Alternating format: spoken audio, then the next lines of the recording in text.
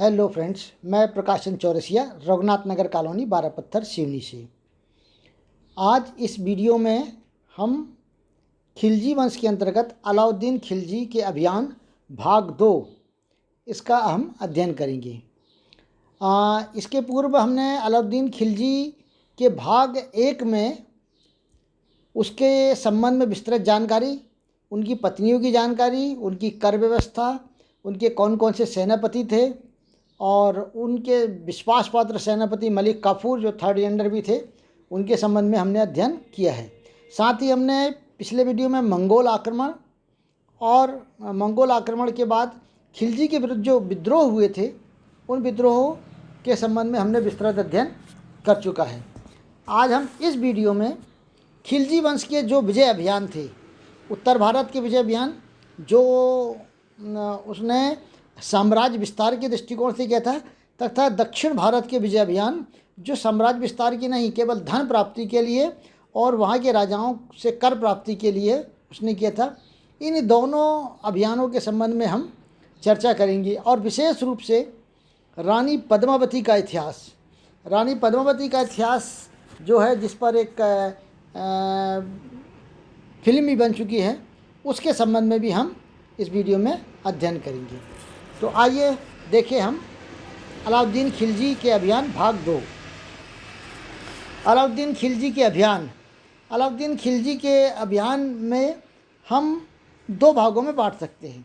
पहला भाग है उसका उत्तर भारत का अभियान। इस अभियान का मूल उद्देश्य राज्यों को जीतकर उन्हें अपने राज्य में मिलाना था, तो ये इनका था। और दक्षिण का अभियान जो था वो अर्थ प्राप्ति के लिए, पैसे धन की प्राप्ति के लिए किया गया था। तो सबसे पहले देखिए हम उत्तर भारत के अभियान में गुजरात विजय। 1299 ईस्वी में गुजरात की राजधानी अनिलवाड़ा थी। वहाँ के राजा कर्ण बघेला थे। अलाउद्दीन खिलजी ने अपने 2 सेनापति उलुग खां एवं नुसरत खां को आक्रमण के लिए भेजा।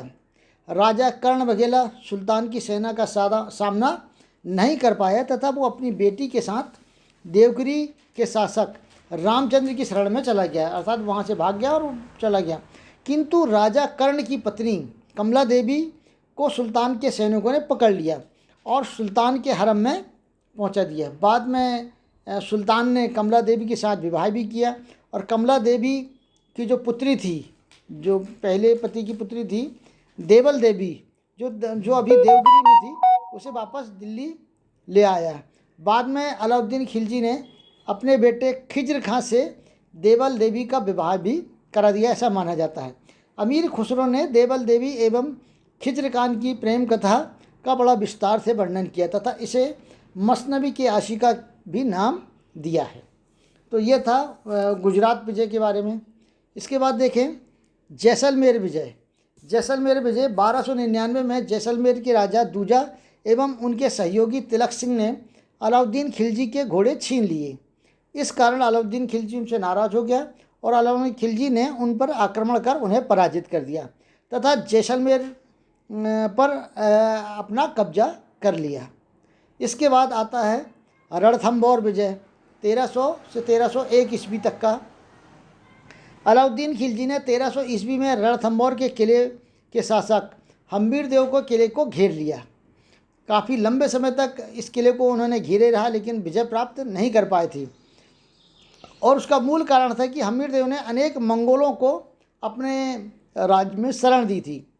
रणथंभौर के किले को घेरे काफ़ी समय हो चुका था, किंतु हम्मीरदेव के एक मंत्री रणमल ने विश्वासघात किया और 13 से 1 में हम्मीरदेव पराजित हुआ। अर्थात रणमल के विश्वासघात के कारण अलाउद्दीन की सेना किले के अंदर प्रवेश कर पाई और फिर हम्मीरदेव क्या हुआ, वहाँ पर पराजित हुआ। किंतु इसके साथ ही अलाउद्दीन सेना का सेनापति नुसरत भी मारा गया था। माना जाता है कि अलाउद्दीन ने बाद में रणमल, जिनने उनका साथ दिया था रणथंभौर के विजय में, उनको भी उसने मार डाला। इस तरह रणथंभौर का किला अलाउद्दीन खिलजी ने जीत लिया। इसके बाद आता है चित्तौड़ पर विजय। 1303 ईस्वी में रानी पद्मावती की खूबसूरती की चर्चा सुनकर उसे पाने की लालसा में एवं चित्तौड़ के किले के राजनीतिक एवं व्यावसायिक महत्व को देखते हुए अलाउद्दीन खिलजी ने वहां आक्रमण कर दिया इसमें वहाँ का जो राजा थे रतन सेन पराजित हो गए और वो मारे गए। अब इसी के साथ जुड़ी हुई है रानी पद्मावती की कथा, इसको भी हम देख लें। ये प्रमुख है। चित्तौड़ की रानी पद्मावती चित्तौड़ के राजा रतन सिंह, कहीं जगह रतन सेन भी मिलता है नाम, उनकी पत्नी थी। माना जाता है कि मलिक मोहम्मद जायसी की रचना पद्मावत के अनुसार पद्मावती अत्यंत सुंदर थी और उसके रूप सौंदर्य की चर्चा सुनकर अलाउद्दीन खिलजी ने उसे पाने की लालसा में चित्तौड़ पर आक्रमण कर दिया। लगभग 8 माह की घेराबंदी एवं युद्ध के परिणाम स्वरूप राजा रतन सेन पराजित हुए। पराजय की बात सुनते ही पद्मावती अन्य राजपूत महिलाओं के साथ जौहर हो गई, अर्थात आत्मदाह कर लिया और अपने आप को उन्होंने खत्म कर लिया। और अलाउद्दीन जो रानी पद्मावती को प्राप्त करना चाहता था, लेकिन उनकी चाहत पूरी ना हो सकी।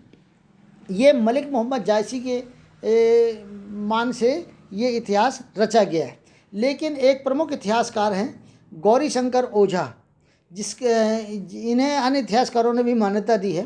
तो इनके अनुसार पद्मावत कथा के संदर्भ में लिखा है कि इतिहास के अभाव में लोगों ने मलिक मोहम्मद जायसी द्वारा रचित रचना पद्मावत को ऐतिहासिक पुस्तक मान लिया, पर वास्तव में पद्मावत की अनेक बातें कथा को रोचक बनाने के लिए कल्पित की गई हैं। अर्थात बहुत सारी घटनाओं को लिखने में और इसे रोचक बनाने में यहाँ बहुत सारी रचनाएं की कल्पना की गई है।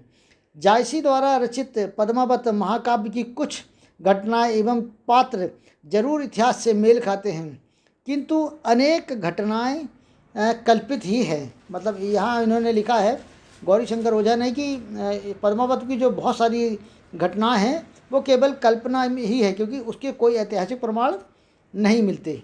आगे गौरीशंकर ओझा जी के अनुसार माना जाता है कि अलाउद्दीन खिलजी ने चित्तौड़ आक्रमण एवं युद्ध उसका मूल कारण साम्राज्यवादी महत्वाकांक्षा एवं चित्तौड़ की व्यावसायिक एवं सैनिक उपयोगिता थी।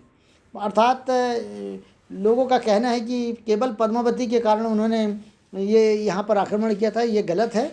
उसकी साम्राज्यवादी महत्वाकांक्षा थी और चित्तौड़ की व्यावसायिक एवं सैनिक उपयोगिता थी, क्योंकि गुजरात, मालवा, संयुक्त प्रांत, सिंध आदि भागों से व्यावसायिक मार्ग चित्तौड़ होकर ही गुजरते थे। स्वाभाविक है खिलजी ऐसे क्षेत्र पर अवश्य अपना अधिकार करना चाहेगा। साथ ही पद्मिनी की सुंदरता के बारे में उसने सुन रखा था, तो उसकी उत्कंठा और बढ़ गई थी। तो एक तो व्यावसायिक और राजनीतिक महत्व के कारण, और दूसरा उसकी सुंदरता बढ़ गई थी। उसे प्राप्त करने की लालसा जब बढ़ गई तो उन्होंने चित्तौड़ पर आक्रमण कर दिया। किंतु रानी पद्मावती ने राजा रतन सिंह की पराजय की बात सुनकर अन्य महिलाओं के साथ जौहर कर लिया, अर्थात आत्मदाह कर लिया। इस तरह अलाउद्दीन का पद्मावती को पाने का जो सपना है वो पूरा नहीं हो पाया।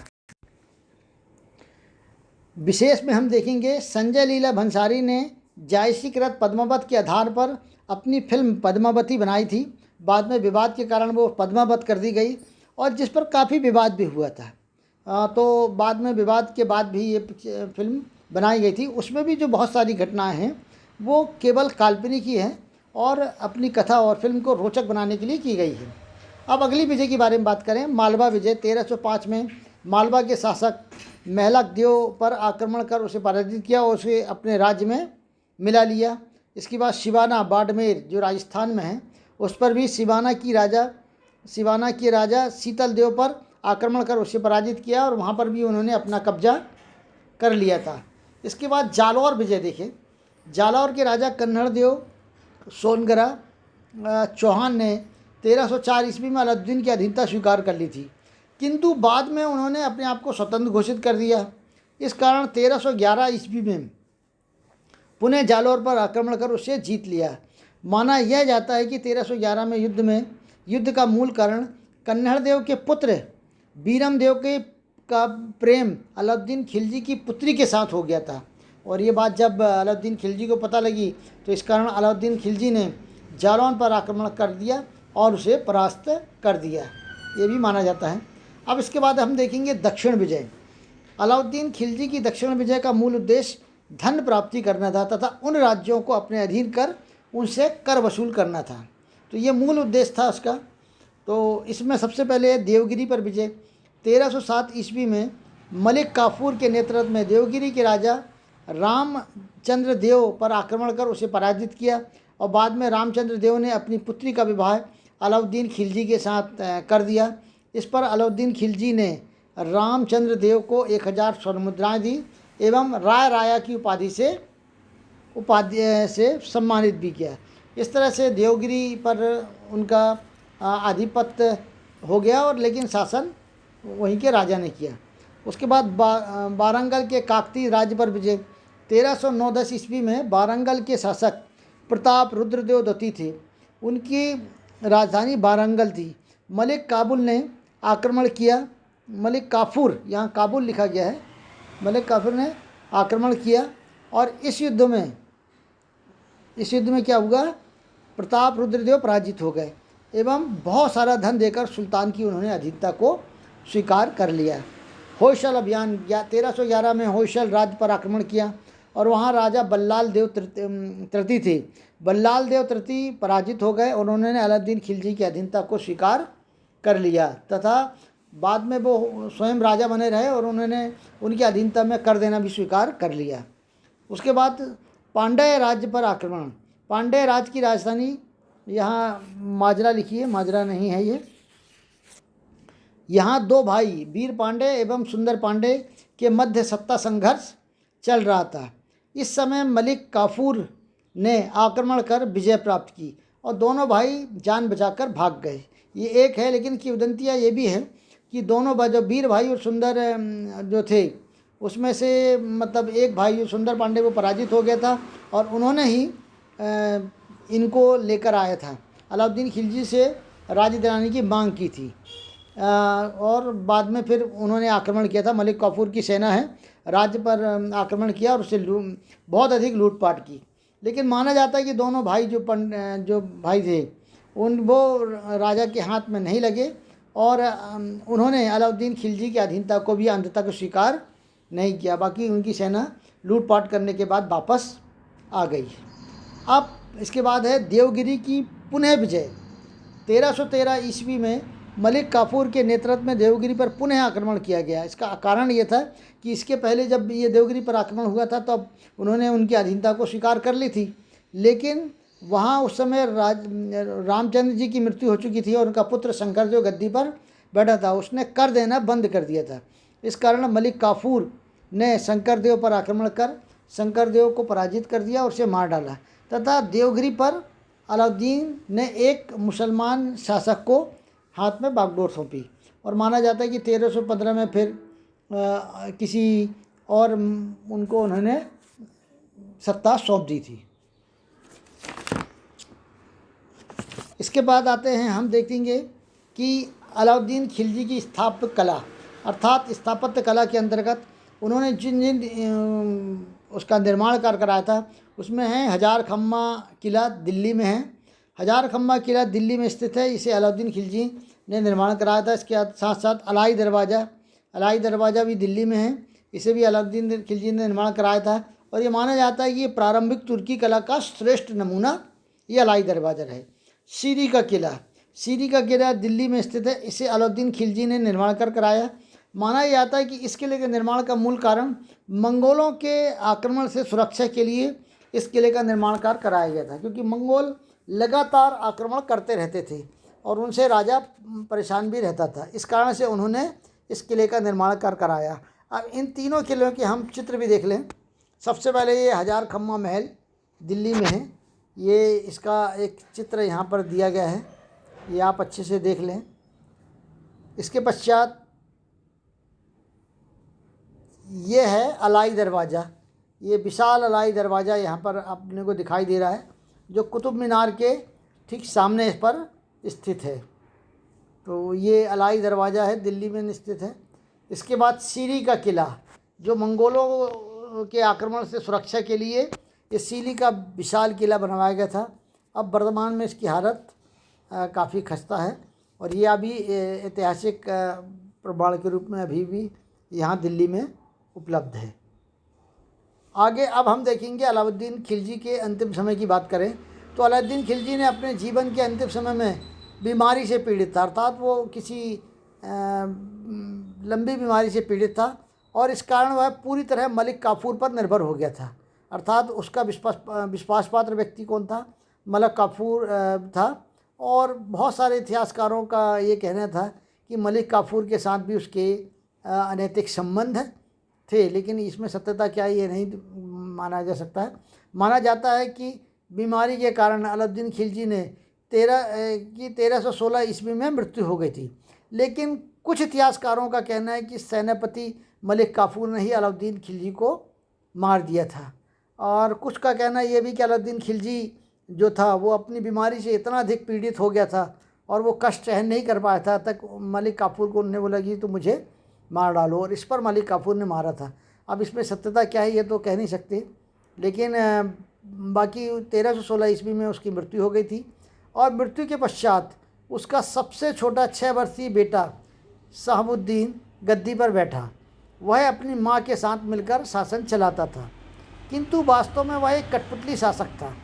कठपुतली शासक इसलिए था क्योंकि वो सबसे छोटा बेटा था और मलिक काफूर ने उसको बैठाला था ताकि वो खुद स्वयं सत्ता संभाल सके।